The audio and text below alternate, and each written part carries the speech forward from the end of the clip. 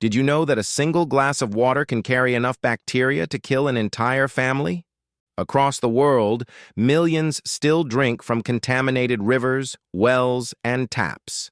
And for some, every sip could be their last. This is the story of how water, the very essence of life, can also become an instrument of death. Hello and welcome. Today we're diving into one of humanity's oldest and deadliest enemies, cholera. In this episode, titled, When Water Turns Deadly, the Global War on Cholera, we'll uncover how a microscopic organism has shaped cities, rewritten public health history, and continues to threaten millions even in the 21st century. From the crowded streets of 19th century London to the refugee camps of Yemen and Haiti, cholera has followed humanity wherever clean water is scarce and poverty thrives. It's more than a disease. It's a mirror reflecting inequality, neglect, and the cost of ignoring public health infrastructure. But what exactly is cholera? How does it spread so quickly, and why does it remain a global threat even today? To understand that, we must start at the very beginning, with the invisible killer hiding in the world's most essential resource. Cholera is more than a word from history books. It's a living reminder of what happens when clean water becomes a luxury. Medically, it is an acute diarrheal infection caused by the bacterium Vibrio cholerae, which enters the human body through contaminated food or water. Once inside, it releases a toxin that forces the intestines to expel massive amounts of fluid. In severe cases, death can occur within hours from dehydration and shock. According to the World Health Organization, cholera remains one of the fastest-killing infectious diseases known to humankind. A person can appear healthy in the morning and be dead by nightfall. Yet, despite its frightening speed, the disease itself is both preventable and treatable. The real tragedy lies not in biology, but in inequality. Cholera thrives where sanitation fails. It flourishes in overcrowded cities, refugee camps, and disaster zones. Anywhere sewage seeps into the same water people use to drink, cook, and bathe. These are the places where public health systems collapse under the weight of poverty and neglect. But cholera is not only a disease of the poor, it is a warning sign for all. The presence of cholera bacteria in a water system means something deeper has gone wrong. That infrastructure is broken, that governance has failed, that the promise of safe water, a human right, has been betrayed. Understanding cholera means understanding the link between water, sanitation, and survival. It's not simply about infection, it is about the fragile balance between civilization and chaos, a balance that can shatter the moment clean water disappears. Every year, cholera infects up to 4 million people and kills as many as 140,000, according to the World Health Organization. Yet these numbers barely capture the real scale of suffering, the fear that grips families every time it rains, the chaos in overcrowded hospitals, the heartbreak of losing a child within hours of the first symptoms. In countries like Haiti, Yemen, Bangladesh, and parts of sub-Saharan Africa, cholera outbreaks have become brutal reminders of how fragile public health can be. In Yemen, the ongoing conflict and collapse of sanitation systems created the largest cholera outbreak in modern history, with over 2 million suspected cases. The disease spread faster than international aid could arrive, a vivid picture of what happens when infrastructure and humanity both fall apart. But cholera isn't just a story of crisis. It's a story of connection. Every outbreak exposes the threads that tie health to poverty, politics, and inequality. When clean water is denied, disease becomes inevitable. When governments delay action, epidemics become unstoppable. Even in the 21st century, cholera acts as a global barometer, measuring how much progress we've truly made toward equality and basic human rights. It asks uncomfortable questions. Why do some cities enjoy safe tap water while others rely on rivers filled with waste? Why are vaccines and sanitation projects still underfunded when the solutions are already known? The answer is rarely scientific. It lies in priorities, in who has the power to decide which lives are worth protecting. And that's why cholera remains more than a disease. It is a reflection of our collective neglect, a warning carved in water. Because as long as a single community drinks from a contaminated source, the next outbreak is only a storm away. To fight cholera, we must first understand how it moves. Silently, invisibly, through the veins of human civilization. Unlike diseases that need close contact, cholera spreads through water, the most universal element of life. It begins when the bacterium Vibrio cholerae contaminates a shared water source, a well, a river, a pipe, often through sewage leakage or improper waste disposal. Once introduced, it can sweep through communities with terrifying speed. Inside the body, the bacteria release a toxin that disrupts the small intestine's ability to absorb water. The result is relentless vomiting and diarrhea so severe that victims can lose up to 10% of their body weight in a single day. Without immediate rehydration, through oral rehydration salts or intravenous fluids, death can occur within hours. But the true battleground against cholera lies outside the body. Public health response, not medical treatment alone, determines whether an outbreak will fizzle out or explode. Experts use a three-tiered strategy: contain, treat, and prevent. First comes containment, isolating cases, disinfecting water sources, and ensuring safe burial practices to halt further contamination. Then comes treatment, focused on hydration and antibiotics when necessary. But the most crucial and often overlooked step is prevention, providing clean water, improving sanitation, and vaccinating at-risk populations. The oral cholera vaccine has become a powerful tool in recent years. In major outbreaks like Yemen and Mozambique, emergency vaccination campaigns helped protect millions. Yet vaccines are only a temporary shield. Long-term safety depends on infrastructure, functioning water systems, sewage management, and consistent monitoring. The historical fight against cholera gave birth to modern public health itself. In 1854, during a deadly outbreak in London, physician John Snow traced the source of infection to a contaminated water pump on Broad Street. His discovery marked the birth of epidemiology, proving that disease was not divine punishment, but preventable through data, logic, and sanitation.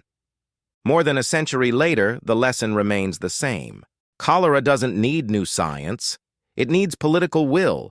It doesn't demand miracles. It demands maintenance. It reminds us that the strength of a nation's health is measured not in its hospitals, but in its pipes. Wherever water flows freely and safely, cholera disappears. Wherever it stagnates in neglect, it waits, patient, ancient, and deadly. In the 19th century, cholera was the scourge of industrial Europe, a disease of filth, overcrowding, and ignorance. It struck London, Paris, and Hamburg with the same fury it now unleashes in the slums of Dhaka or the refugee camps of Yemen. The difference is not the bacterium, it's the world that learned, and the one that didn't. In London, John Snow's discovery of the Broad Street pump transformed the fight against cholera forever. His work showed that disease was not spread by miasma or bad air, but by contaminated water. This revelation led to the construction of modern sewage and clean water systems, the invisible infrastructure that turned deadly cities into safe ones. Within decades, cholera vanished from Western Europe. It wasn't defeated by medicine, but by plumbing. Yet that victory never became universal. In the 21st century, the same bacterium still ravages parts of the global south. Not because we lack the cure, but because millions still live without the systems that Europe built 150 years ago. Cholera's persistence today is a failure of equity, not science. Take Haiti, for instance. The contrast is not technology, it's access. Cholera exposes a cruel truth. The same global economy that can deliver smartphones to every corner of the planet still struggles to deliver clean water. Public health experts often call it a disease of inequality, one that thrives not in ignorance, but in indifference. Every modern outbreak is a reminder that our progress is selective, that the promise of safe water remains unfulfilled for billions. The story of cholera, then, is not about medicine's triumph, but humanity's unfinished work. It challenges us to ask, if we could defeat this disease in the 1800s, why does it still claim lives today? Across continents, the war against cholera continues, not in laboratories, but in the dusty outskirts of forgotten towns, in overcrowded refugee camps, and along rivers where the line between life and disease blurs with every tide. Yet amid tragedy, there is also progress, a growing recognition that cholera is not an inevitable curse, but a solvable problem. The World Health Organization, together with partners like UNICEF and the Global Task Force on Cholera Control, launched an ambitious plan to end cholera by 2030. Their strategy is built on three pillars: early detection and rapid response, targeted vaccination, and universal access to safe water and sanitation. These aren't abstract goals. They are measurable, achievable, and already saving lives. Take Bangladesh, once known as the home of cholera. Decades of investment in clean water, health education, and community-led sanitation have cut cases dramatically. In Zambia and Sudan, emergency vaccination campaigns have stopped outbreaks before they spiraled. And in Yemen, despite war and chaos, mass oral vaccine drives have protected millions. Proof that even in crisis, coordinated action can turn the tide. But while vaccines save lives, they are not enough. True prevention depends on infrastructure, clean water pipes, waste systems, and continuous surveillance. Each outbreak that occurs is not just a failure of hygiene, it's a failure of governance, of investment, and often of empathy. The tools to eliminate cholera already exist. What's missing is the sustained commitment to deploy them everywhere they're needed. Technology and innovation are also reshaping the battlefield. Satellite mapping now tracks rainfall and water contamination in real time. AI-driven models predict outbreaks before they happen. Portable water purifiers and community filtration units are reaching remote villages once thought unreachable. Each innovation reinforces a timeless truth, that prevention is always cheaper, faster, and more humane than response. Still, for every success story, there are millions left behind. Over 2 billion people worldwide lack access to safe drinking water, and 3.6 billion live without basic sanitation. Until these numbers change, cholera will remain a shadow that follows every flood, every war, every collapse of order. The fight against cholera is ultimately a fight for justice, for the right to live without fear of the water you drink. Winning it will require more than vaccines or budgets. It will require global solidarity, political will, and the belief that clean water should never be a privilege, but a promise. Cholera is not just an ancient disease. It's a modern warning. It tells us with brutal clarity that public health is only as strong as its weakest link.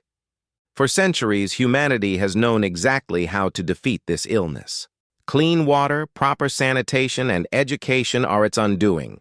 Yet today, tens of thousands still die every year because those simple guarantees have not reached everyone. The story of cholera is the story of human progress and human neglect. It taught us how to trace disease, how to build sewage systems, and how to organize communities around public health. But it also exposes our failure to extend those victories beyond the borders of wealth and privilege.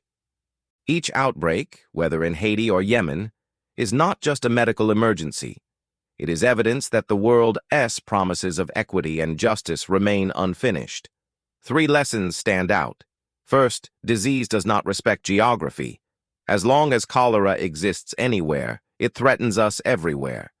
Second, infrastructure is destiny. Pipes and policies save more lives than pills and prayers. And third, public health is collective health. No nation is safe until all have access to clean water and sanitation. We've reached a moment in history where eradicating cholera is entirely possible. The science is ready, the tools exist, and the roadmap is clear. What remains uncertain is our resolve, because when water turns deadly, it's not nature's failure, it's ours. And if we have the courage to act, the next generation may grow up in a world where cholera exists only in history books, a ghost of a time when we mistook inequality for fate. If this story made you look differently at the water running from your tap, you've already taken the first step. Awareness. Cholera isn't just a disease of the past, it's a mirror of the present.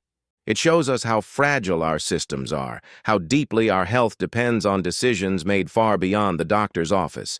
Clean water is not charity, it's justice. Every pipe laid, every well purified, every sanitation system repaired is an act of protection, not just for one community, but for all humanity. The fight against cholera is really a fight for equality, for a world where no child dies from drinking water and no mother fears the rain. So if you found this video meaningful, don't let it stop here. Share it, talk about it, and subscribe to stay part of this conversation about the battles shaping global health. Because the more we understand the systems that sustain us, the more power we have to change them.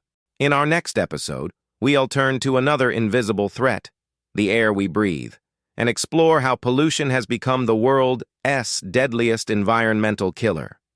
Until then, remember this: every drop of clean water is a victory, and every victory begins with knowing why it matters.